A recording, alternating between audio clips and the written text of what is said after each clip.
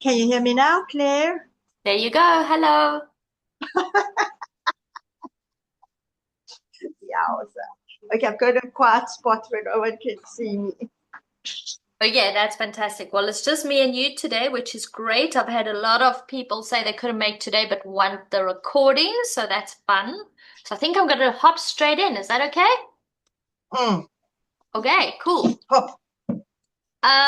So last week, what we did is we did the B part of the business. Now, whenever I'm coaching in business, what I like to do is I always start with that B part. And that B part sets the tone for everything else that's coming. Remember, we said last week the B filters into your business. So this week, Mm, we're actually looking at the build part, the actual structure mm, of the business. And there's a couple of questions we're going to ask, and most people think build as in, oh, I need this tool and I need that thing and I need to put this thing together and then I'll get that. But build is mm, actually a structure. So what we're going to do is I'm going to show you the 5 layers today, from the foundation up. And this is the architecture that's going to let your business carry you instead of us carrying the business like we discussed last week. So it's a nice short one today. It's only 30 minutes. In the chat, I've put a little worksheet for you, a workbook, so that you can answer these questions in your own time when you sit and think about it.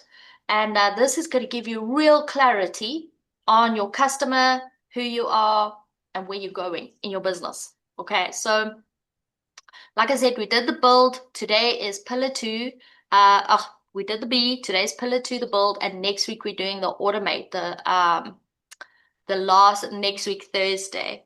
Okay, so but this part is crucial.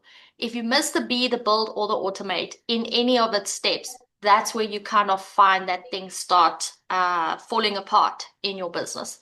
So, as I said, build is a structure, it's not a tool, it's not a subscription. Most people think I need this thing with this subscription, and at the end, that thing creates more chaos. But once you have all of this in place and then bring in a specific tool, that's when it's going to help you. So this is what it looks like. We work from the bottom up. We look at the business foundation, then we look at the data, then we look at the context of your business, then we bring in intelligence. Only then for the first time do we bring in intelligence, and then we bring AI to come and help us. And only after all of that do we automate it. So you see, it's quite a sequence to this, but what we're going to do is we're going to show you in each of these layers, and it's very simple. But once you get it, it's like your business becomes your best friend. All of a sudden, it's so simple and so easy, it doesn't feel like you're carrying the weight of the world. So we're going to hop straight into business foundation. And the business foundation is, who is this business? Who is it for? And does the math work for the business? It's 6 questions in the layers that we're going to ask you now that you can sit tonight and you can just, and they're easy questions to answer. And then once you sort these out, you have a proper business. And if you skip them, this is when it starts costing you money. And how do I know? Because I made these mistakes over and over. And when I went and did the business coaching, I mean, they had this scattered all over the place, but when I put it into a sequence, all of a sudden my head went, I got it. This is cool. I understand this now. So these are the questions I want you to ask yourself today. The first one is all about your client. Who am I actually serving? And what keeps this client up at 3 a.m.? So let's ask the question, who are you serving so you can name them? Now, I like to not think of a group of people. I like to think of a specific person because it helps me clear out what exactly I want in my business. So one real person, so think of a person, um, and so don't think of a small business owner. So kind of think of a specific type of person. All right. And then what you want to do is, who's that client? Ask them, what is their pain? What are they really battling with? So the things they don't say out loud at dinner time, the thing that keeps them up at night, the things that they worry about, the things that they battle with and is really painful for them. So not the marketing pain, the real one underneath all of this that's really hurting them. Okay. So number one was who's the client. Number two, what is their pain? Number three, where do they hang out? And this is important because if you can figure out where they hang out, you can go market there. So the actual platform, they actually on while they're having their coffee. Where do they scroll? Which coffee shop do they hang out with? What WhatsApp group are they on? What newsletters are they on? What Facebook groups are they in? And what do they scroll and look for answers? Where do they look for the answers? Perhaps are they looking on Google like how to do something? Are they looking for blogs? Where are they looking for their information? And this gives you a big clue as to you where you're going to start marketing. So this is a great one. And then the fourth question is, what have they already tried? So I just want to quickly hop in here like this. Excuse me for a second.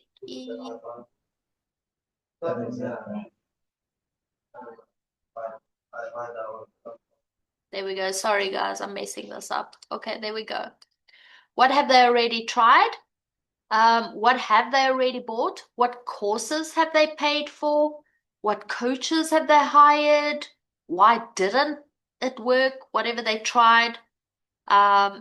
These things tell you exactly where the gap is.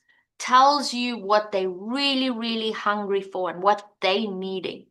And often when we're building a business, we think, I've got this great thing and I'm going to help people and I'm going to give this thing, and we build it and it's fantastic and it's beautiful, and then nobody buys it. Why? Is because they never did this one little section with these 4 questions. Who's the client? What is their pain? Where do they hang out? And what have they already tried? What's not working for them? So this becomes such an important piece of information. It's going to slingshot you into the next part of your business, the next growth thing in your business. So the second thing to look at is the offer, your offer. What am I actually selling? And how does it solve this pain point of this client we've just spoken about? The secret pain that that client never tells anybody about. So ask yourself this. What do you sell? So in plain words, one sentence, no jargon, no transformation, no this, that. So if your mom can't understand it, neither is your client. You need to make it so easy. I sell X. That's going to help you solve this. Okay. So how does it solve their pain? So what's that specific connection between that pain point that they have, the thought, and what you can deliver? And if you can't draw that line, your offer is very messy, and then lots of times your clients can't find you. So what you have to do is you have to start building an offer specifically that solves this specific thing. That is, this is your problem, this is what I can deliver. And then the other thing is, where do they start versus where do they end? Because this is sometimes quite scary for the client. Like the before and the after. They want to know before, so they want to see the transformation. So if you look at somebody who's on a health journey, for instance, the before is they felt weak, they felt unmotivated, they couldn't get through the day without a little nap, they're always hungry, whatever it is. And afterwards, they got lots of energy, they can face the day, they got an excess of energy at the end of the day, feel amazing in their body. So they need to know exactly what it is, that transformation that they'll be paying for. Because if they can't see that transformation, then it's like, oh, I don't know what I'm paying for. And they often don't want to pay for it. And then the fourth question is, what does it not do? And people don't like this one. because they think, oh, but I can quickly just put this in, or I can help this person win. But what it does is the fence around your offer, the client you say no to, the outcomes you don't promise, this is what keeps the offer clean. If you do not know what that is, you will promise and overwork yourself into a state that you actually feel resentful at the end of the day. So you want to make sure that your boundary that you're building within your offer is so good that you know exactly which client you'll say no to, you know which offer you'll say yes to or no to. If they ask you something that you're not quite willing to do, you'll automatically say no without thinking about it. If there's an outcome that you can't promise, you won't promise it from day one. That's why this part is so important. So if we recap the offer, what are you selling? What pain does it solve? What's the before and after? So the transformation. And what does it not do? That little part, the not do, that's important. Because this is the thing that's going to carry you right through the difficult times. Okay. And then we're going to look at the numbers. Now, the numbers is another part that a lot of people in my coaching skip because we think, oh, it's okay. I don't need the money right now. I'm going to build it up until I get there and then it's going to be fine. But if you don't have the numbers, you're not going to be able to get there. So what you have to do is ask yourself, how much does my business have to make? And what does it mean per month? In other words, how much do I need to survive?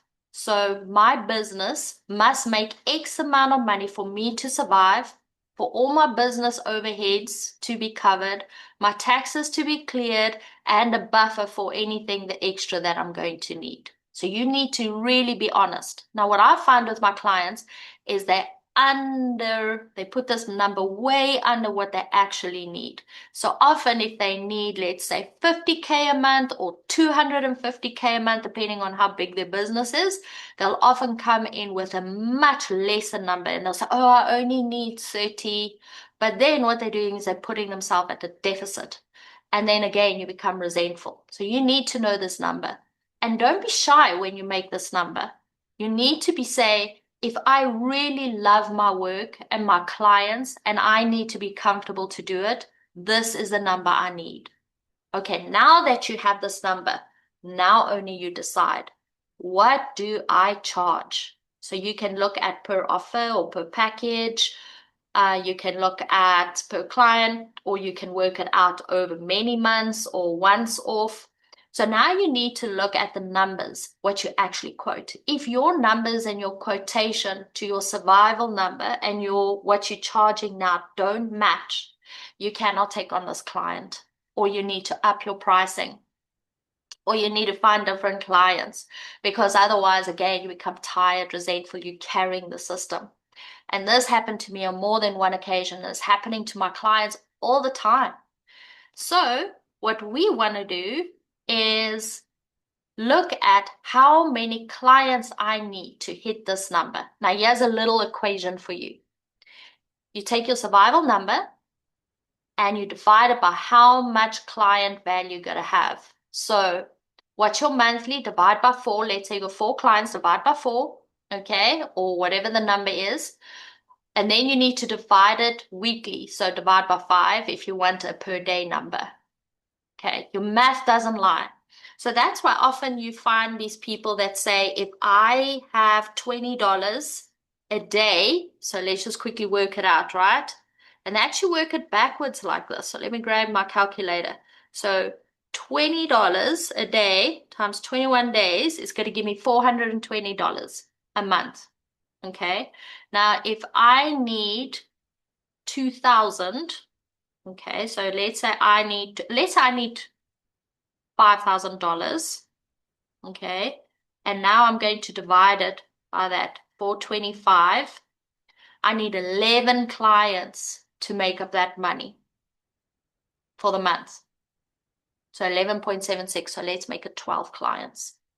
Okay, so you take your big number that you need for the month, you divide it by your price for whatever your course is that you're selling, or your coaching, or your service that you're offering.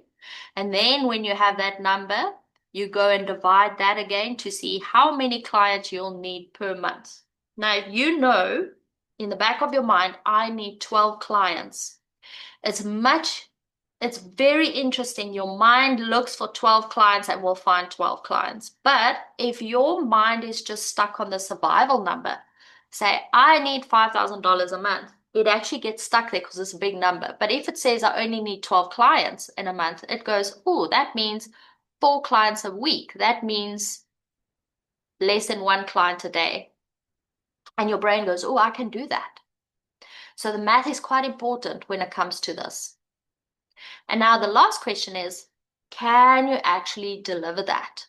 So if the math says 16 or 14 clients a month, can you actually deliver that? And what does your calendar look like? Let's say you look at it and you go, ooh, 16 clients in a month is quite a bit. I actually had a different plan. I actually thought of only having 8 clients a month because I wanted to do something else, or I got another business going. Then what you need to look at is the price and say, okay, then you need to up your price point.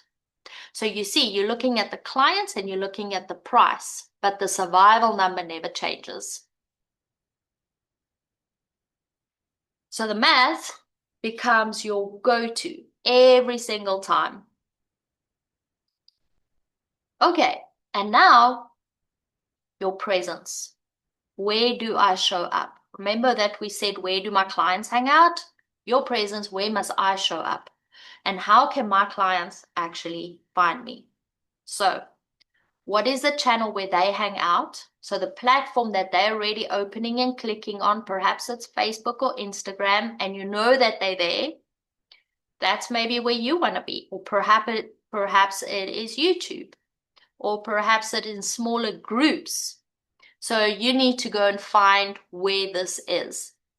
Okay? Where everybody's posting, and you need to start posting there, even if it's just once a week.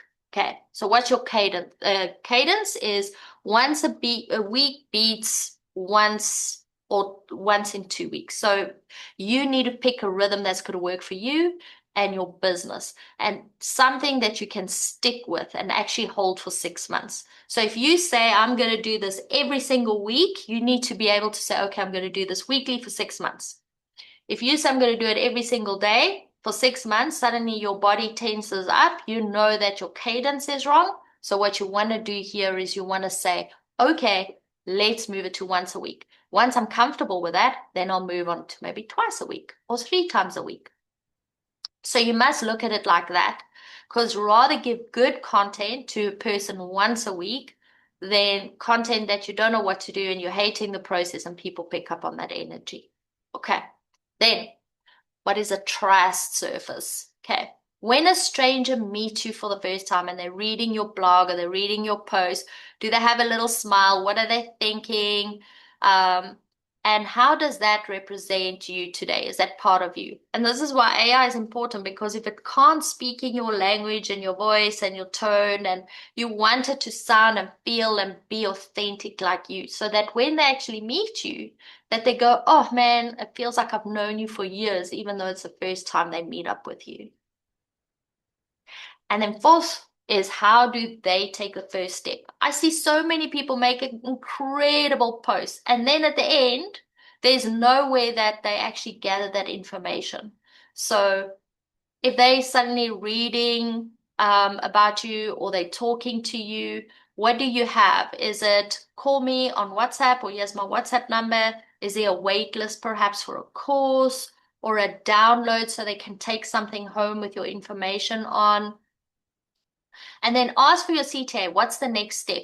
You'll often hear this when you watch videos. It says, click here, do this, comment there, connect with me here, because this is the call to action, the CTA.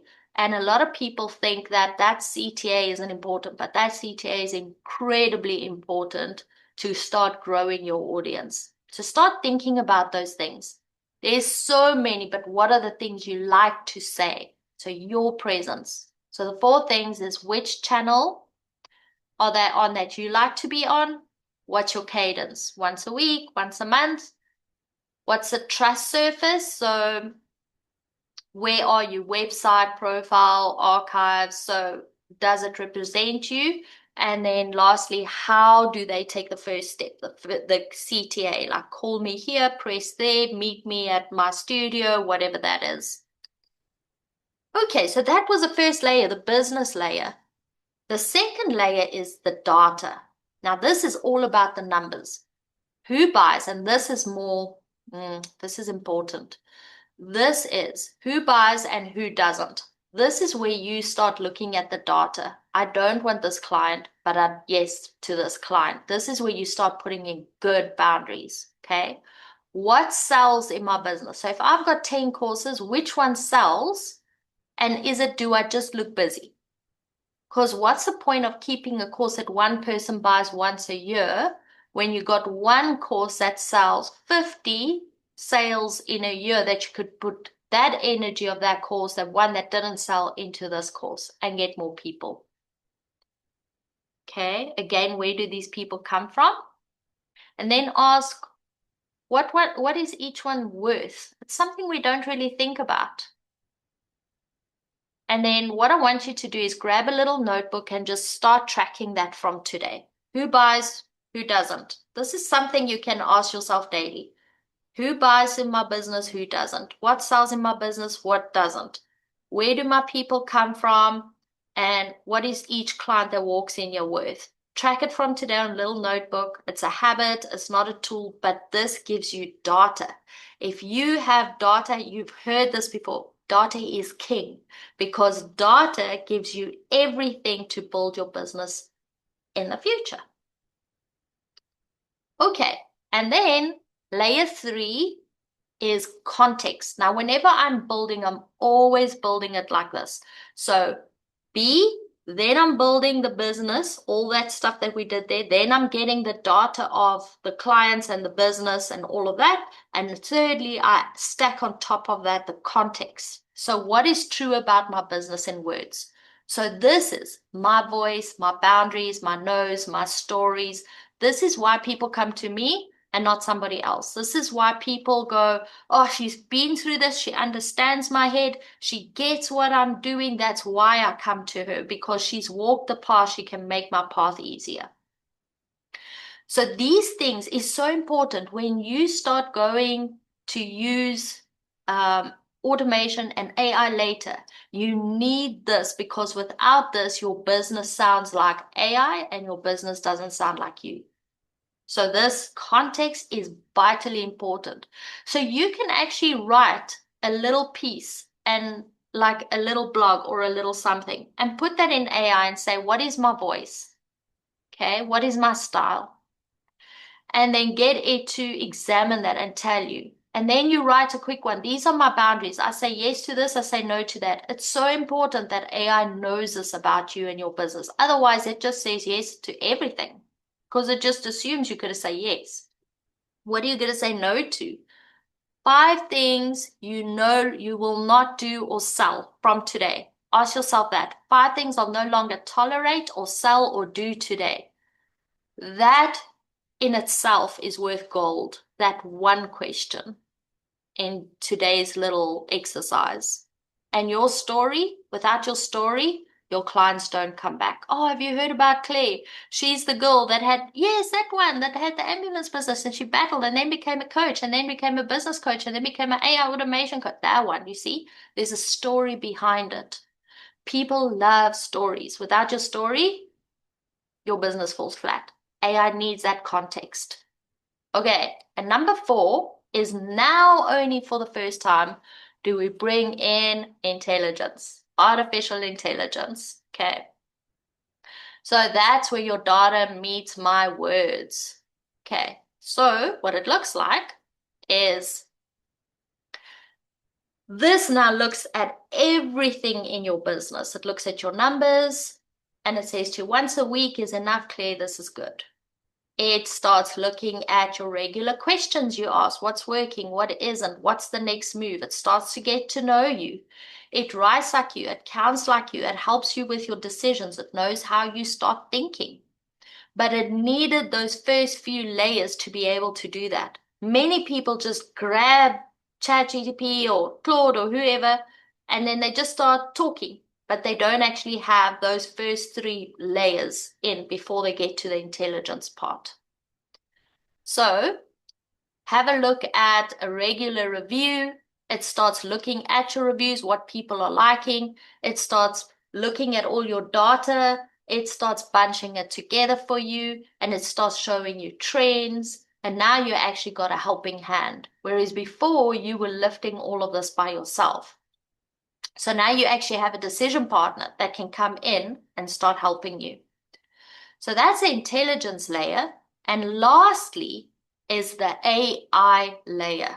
So this is when we start building little agents, okay?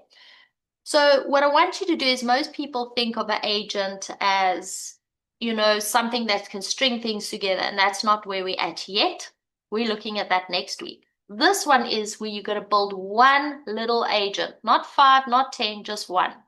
So you take your favorite LLM, which is ChatGPT, Claude, Gemini, Grok, whoever you like, and you teach it to write, let's say, emails in your voice. You give them all of these things that we just spoke about.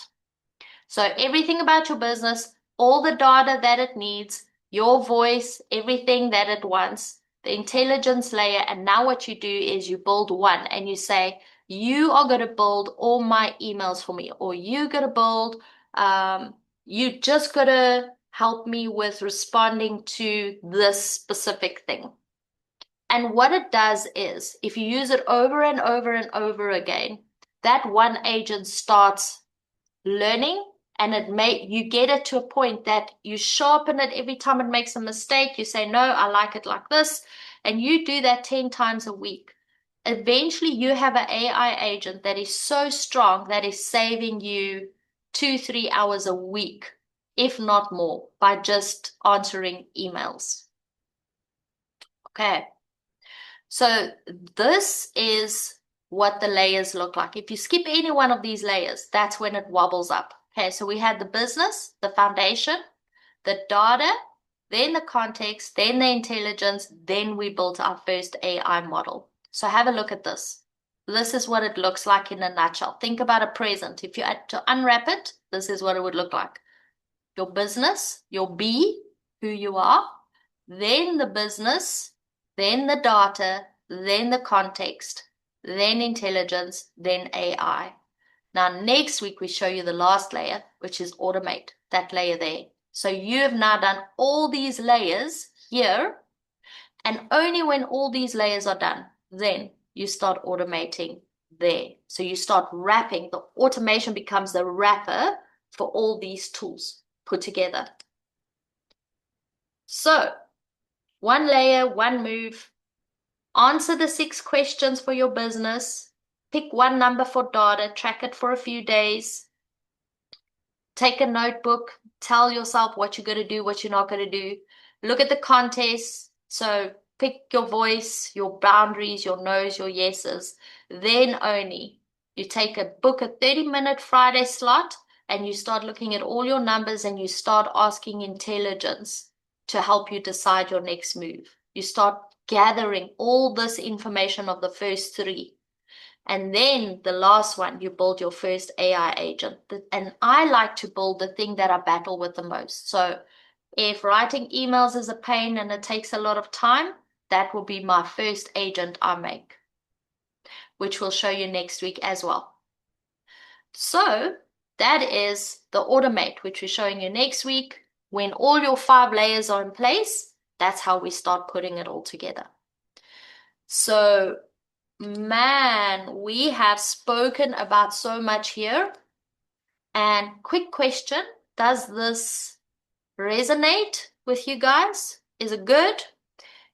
And if it was, take that little worksheet that you have, the little workbook,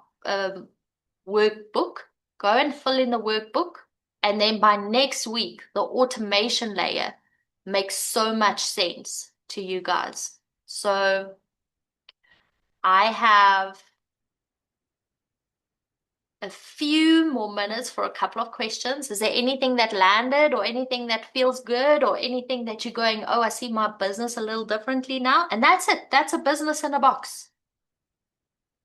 What do you got? What do you think, Michelle? Did it help a little bit?